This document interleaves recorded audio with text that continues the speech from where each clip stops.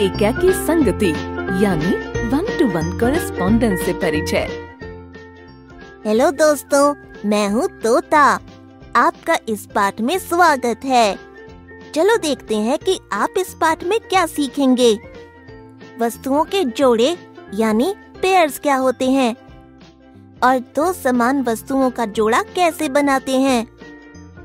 छोटू अपनी अलमारी में अपने कपड़े ठीक से लगा रहा है। ऐसा करने के लिए उसने सारे कपड़े अपने बिस्तर पर रखे हुए हैं। उसकी माँ उसके कमरे में आती है।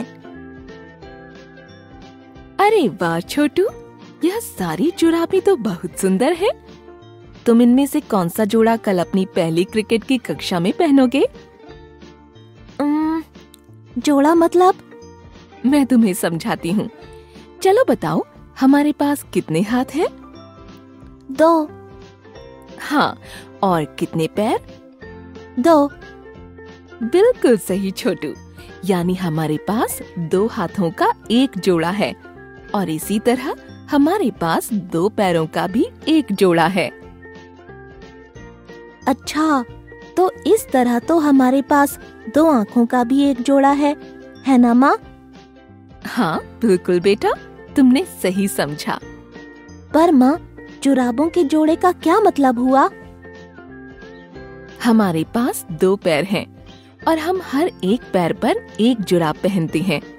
दोनों पैरों पर हम एक जैसी जुराबें पहनते हैं, जैसे कि यह दोनों सितारों वाली जुराबें है ना? हाँ, क्योंकि हम इन दोनों सितारों वाली जुराबों को एक एक पैर में एक साथ पहनते हैं, इसलिए यह इन 2 जुराबों का एक जोड़ा है। इसका मतलब यह है कि 2 समान वस्तुओं के समूह को जोड़ा कहते हैं। ओह अच्छा। क्या तुम मुझे जोड़े का कोई और उदाहरण बता सकते हो? आपके 2 कान के झुमके? हाँ छोटू, तुम बिल्कुल सही हो। मेरे दोनों कान के झुमके एक जैसे दिखते हैं और मैं उन्हें एक साथ अपने एक एक कान में पहनती हूँ, इसलिए यह दोनों भी एक जोड़े में हैं। क्या तुम्हें पता है कि इस जोड़े बनाने की प्रक्रिया को क्या कहते हैं? नहीं। इस जोड़े बनाने की प्रक्रिया को एकाकी संगति यानी 1-to-1 कॉरेस्पॉन्डेंस कहते हैं। चलो अब जल्दी से यह सारे कपड़े अंदर रखकर सो जाओ। तो बच्चों, क्या आप छोटू की तरह जोड़ों के और उदाहरण सोच सकते हैं? आज के लिए बस इतना ही।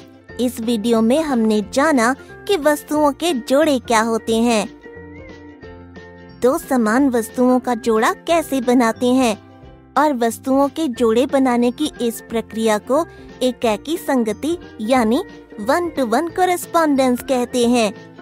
अगली वीडियो में हम एकाकी संगति यानी 1-to-1 कॉरेस्पॉन्डेंस के कुछ और उदाहरण देखेंगे। तब तक के लिए बाय दोस्तों। दिलचस्प उदाहरण भाग 1। तो बच्चों, पिछली वीडियो में आपने जाना कि वस्तुओं के जोड़े क्या होते हैं, 2 समान वस्तुओं का जोड़ा कैसे बनाते हैं और वस्तुओं के जोड़े बनाने की इस प्रक्रिया को एकाकी संगति यानी 1-to-1 कॉरेस्पॉन्डेंस कहते हैं। इस वीडियो में हम एकाकी संगति यानी 1-to-1 कॉरेस्पॉन्डेंस के कुछ और उदाहरण देखेंगे, जिनमें हम एक ही कार्य में इस्तेमाल होने वाली 2 वस्तुओं के जोड़े बनाएंगे। आज छोटू की क्रिकेट की पहली कक्षा है। उसे अपना बल्ला और अपनी गेंद नहीं मिल रहे। वह अपनी माँ से मदद मांगता है। माँ, क्या आपको पता है कि मेरा बल्ला और मेरी गेंद कहाँ रखे हैं? हाँ छोटू, उस कुर्सी पर रखे हैं। जल्दी जल्दी में तुम भूल गए कि तुमने इन्हें कल इस कुर्सी पर रखा था। ओह हाँ, धन्यवाद माँ। तुम्हारी यह सितारों वाली जुराबों का जोड़ा तो बहुत अच्छा लग रहा है। धन्यवाद माँ। क्या तुम्हें पता है कि जैसे यह जुराबें एक जोड़े में हैं, वैसे ही तुम्हारा बल्ला और गेंद भी एक जोड़े में है। पर कैसे माँ? यह जुराबें तो एक जैसी दिखती हैं और मैं इन्हें साथ में पहनता हूँ, इसलिए यह जोड़े में है। यह बल्ला और गेंद कैसे जोड़े में है? मैं तुम्हें समझाती हूँ बेटा। तुम बल्ले और गेंद को क्रिकेट खेलते समय साथ में इस्तेमाल करते हो, है ना? हाँ माँ। यानी दो वस्तु जो साथ में किसी कार्य में इस्तेमाल होती हैं, वह भी एक जोड़े में कहलाई जा सकती हैं। ओह अच्छा, आप मुझे ऐसे जोड़ों के और उदाहरण बता सकती हो? हाँ, क्यों नहीं बेटा। उस मेज पर रखे कागज और कलम को देखो। इन दोनों वस्तुओं को हम लिखते हुए इस्तेमाल करते हैं। यानी कलम और कागज भी एक जोड़े में है? हाँ छोटू, तुम बिल्कुल सही हो। अब क्या तुम मुझे ऐसे और जोड़ों के उदाहरण बता सकती हो? पैंट और शर्ट? हाँ छोटू, पैंट और शर्ट का भी एक जोड़ा होता है। पर क्या तुम मुझे बता सकते हो कि यह दोनों एक जोड़े में कैसे होते हैं?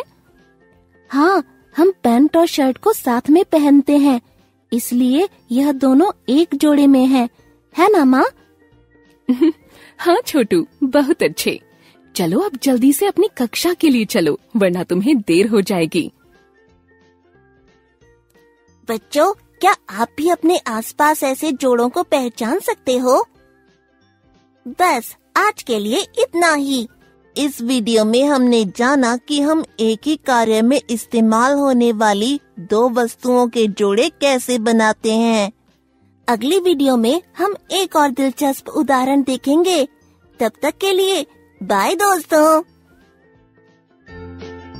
दिलचस्प उदाहरण भाग 2। तो बच्चों, पिछली वीडियो में आपने कुछ उदाहरण देखे जिनमें आपने एक कार्य में इस्तेमाल होने वाली दो वस्तुओं के जोड़े बनाए। इस वीडियो में हम एकाकी संगति यानी 1-to-1 कोरेस्पोंडेंस का एक और दिलचस्प उदाहरण देखेंगे।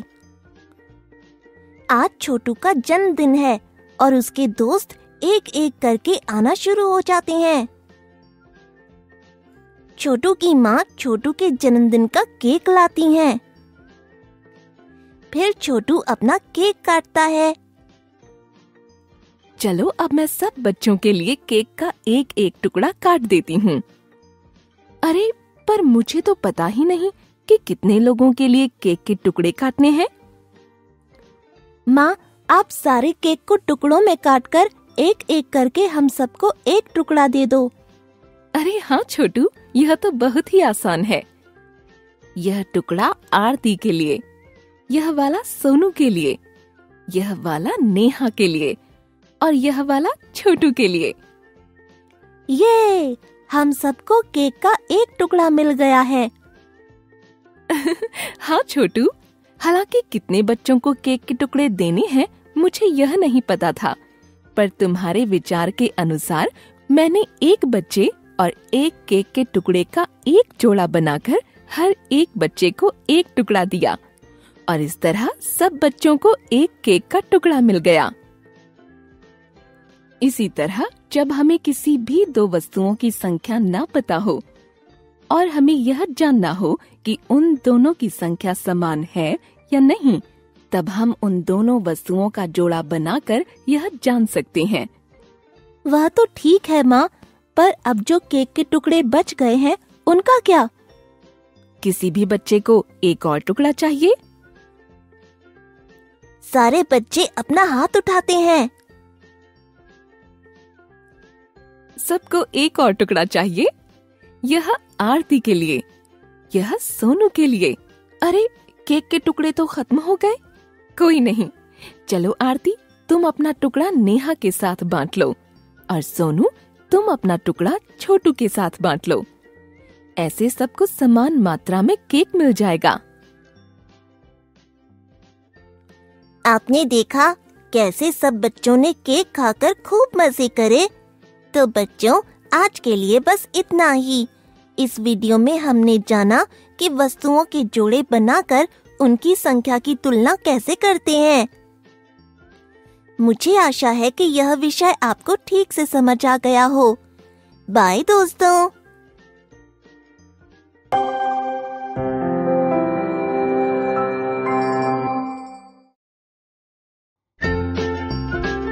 स्थिति, पोजीशन की पहचान करना।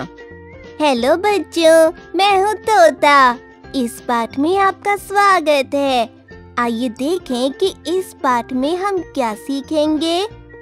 अलग अलग वस्तुओं की स्थिति, पोजीशन की पहचान करना तथा वस्तुओं की स्थिति, पोजीशन जैसे कि अंदर बाहर, ऊपर नीचे के बारे में पता लगाना। आज छोटू के स्कूल की छुट्टी है और छोटू अपने घर के बाहर खेल रहा है। बारिश का मौसम है और बारिश कभी भी हो सकती है। छोटू की माँ घर के अंदर खाना बना रही है। छोटू के पापा भी उनकी मदद कर रहे हैं। जब छोटू घर के बाहर खेल रहा था तभी बारिश होने लगी। छोटू, बारिश में मत भीगना, तुम बीमार हो जाओगे। जल्दी से घर के अंदर आ जाओ।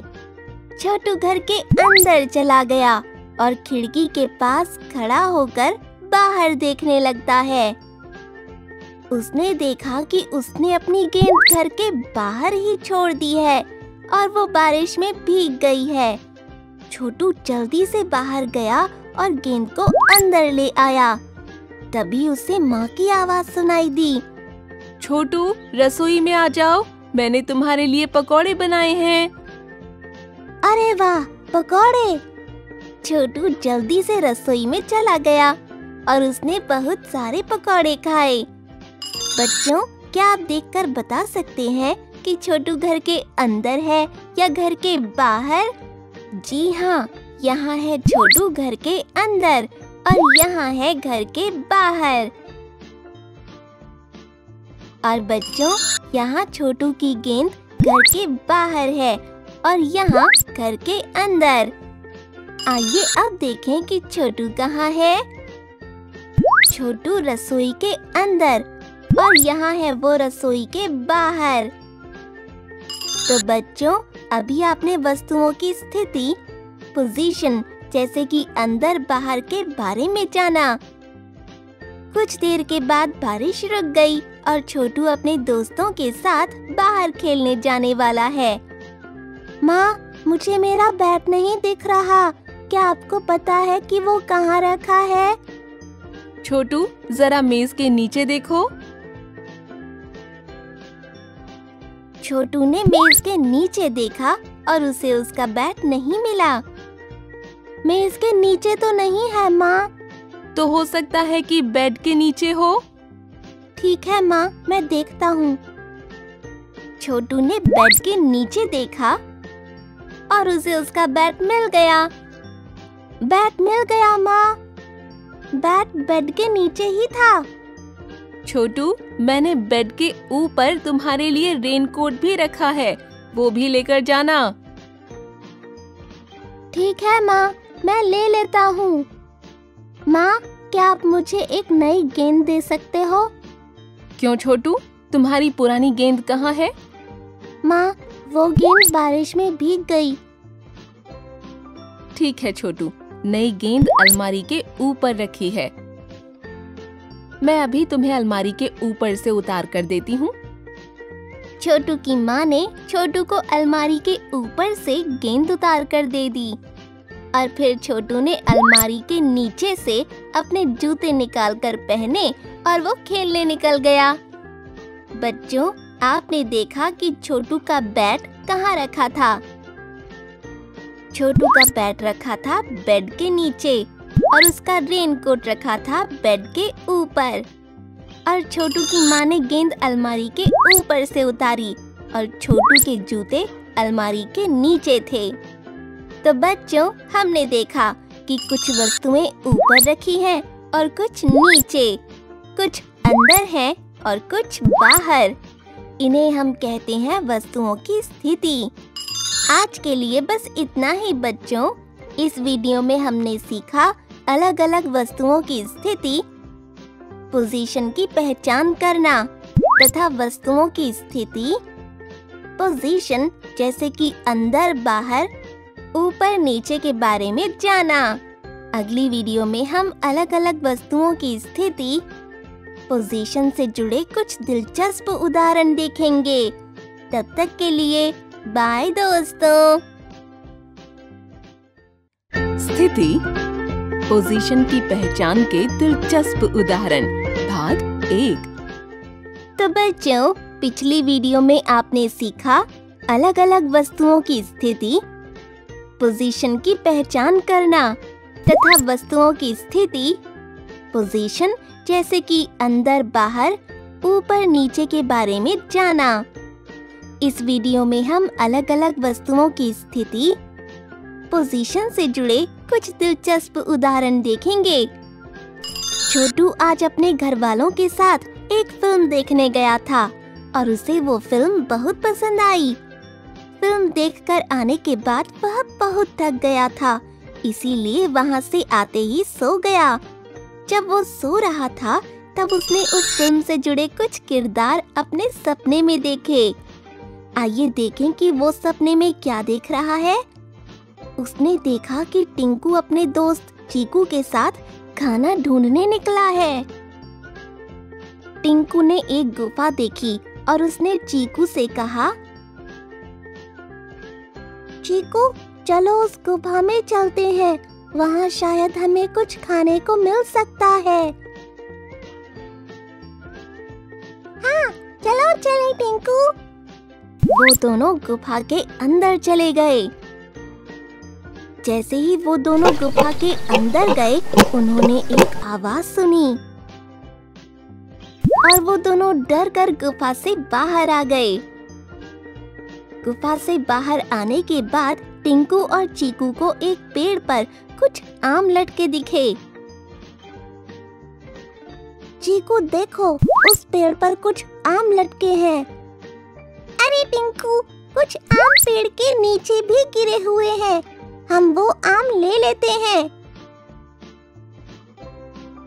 जैसे ही वो दोनों पेड़ के पास आए, उन्होंने देखा कि कुछ बंदर पेड़ के ऊपर बैठे उन्हें देख रहे हैं और जैसे ही उन्होंने आम लेने की कोशिश की, उनमें से कुछ बंदर अचानक पेड़ से नीचे आ गए और वो दोनों उनसे डरकर वहाँ से भाग गए और तभी छोटू की नींद भी खुल गई।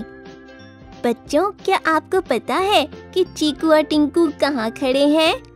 गुफा के बाहर या गुफा के अंदर? जी हाँ, अभी वे दोनों हैं गुफा के अंदर और यहाँ है गुफा के बाहर। और बच्चों, ये आम कहाँ है? पेड़ के ऊपर या पेड़ के नीचे? ये आम है पेड़ के नीचे। और बंदर कहाँ है? पेड़ के ऊपर या पेड़ के नीचे? ये बंदर है पेड़ के ऊपर और ये है पेड़ के नीचे। तो बच्चों, हमने देखा कि कुछ वस्तुएं ऊपर हैं और कुछ नीचे, कुछ अंदर हैं और कुछ बाहर।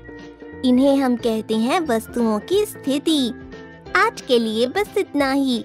इस वीडियो में हमने वस्तुओं की स्थिति, पोजीशन जैसे कि ऊपर नीचे, अंदर बाहर से जुड़े कुछ दिलचस्प उदाहरण देखे। अगली वीडियो में हम वस्तुओं की स्थिति, पोजीशन से जुड़े कुछ और दिलचस्प उदाहरण देखेंगे। तब तक के लिए बाय बच्चों।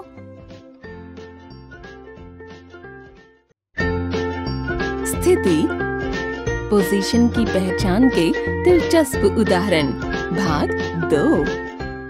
तो बच्चों, पिछली वीडियो में हमने वस्तुओं की स्थिति, पोजीशन जैसे कि ऊपर नीचे, अंदर बाहर से जुड़े कुछ दिलचस्प उदाहरण देखे। इस वीडियो में हम वस्तुओं की स्थिति, पोजीशन से जुड़े कुछ और दिलचस्प उदाहरण देखेंगे। आज छोटू और पिंकी घर की सफाई करने में माँ की मदद कर रहे हैं। छोटू, ये देखो तुम्हारी गणित की कॉपी मेज के ऊपर रखी है। इसे मेज के नीचे रख दो। छोटू ने अपनी गणित की कॉपी मेज के ऊपर से उठाकर मेज के नीचे रख दी। माँ, छोटू की पेंसिल का डिब्बा भी उसके बैग से बाहर रखा है। छोटू, तुम ये पेंसिल का डिब्बा जाकर अपने बैग के अंदर रख लो। छोटू ने वो पेंसिल का डिब्बा अपने बैग के अंदर रख लिया। पेंसिल का डिब्बा बैग में रखने के बाद उसने बैग बेड पर ही छोड़ दिया। छोटू, अपने बैग को बेड के ऊपर से उठाकर अलमारी के अंदर रख दो। ठीक है माँ। छोटू ने अपना बैग बेड से उठाकर अलमारी के अंदर रख दिया। उसके बाद वो लोग दूसरे कमरे की सफाई करने आ गए हैं और इस कमरे में छोटू और पिंकी के सभी खिलौने नीचे जमीन पर पड़े हुए हैं। माँ ने उन्हें उनके खिलौनों का डिब्बा अलमारी के ऊपर से उतारकर दे दिया और कहा, बच्चों, अब तुम दोनों अपने सभी खिलौनों को इकट्ठा करके इस डिब्बे के अंदर डाल दो। छोटू और पिंकी ने अपने सारे खिलौने डिब्बे में डाल दिए और पूरे कमरे की सफाई कर दी और फिर भी दोनों खेलने के लिए घर से बाहर चले गए। तो बच्चों, देखा आपने कैसे पिंकी और छोटू ने सफाई करते हुए अलग अलग वस्तुओं की स्थिति, पोजीशन को बदला। जैसे कॉपी को मेज के ऊपर से उठाकर मेज के नीचे रख दिया और खिलौनों का डिब्बा अलमारी के ऊपर था। छोटू की माँ ने वो डिब्बा अलमारी के ऊपर से उतारकर नीचे रख दिया और छोटू और पिंकी ने डिब्बे के बाहर रखे खिलौनों को डिब्बे के अंदर रख दिया। तो बच्चों, आज के लिए बस इतना ही। इस वीडियो में हमने वस्तुओं की स्थिति, पोजीशन जैसे कि ऊपर नीचे, अंदर बाहर से जुड़े कुछ और दिलचस्प उदाहरण देखे। मुझे आशा है कि आप यह विषय ठीक से समझ गए होंगे। बाय बच्चों।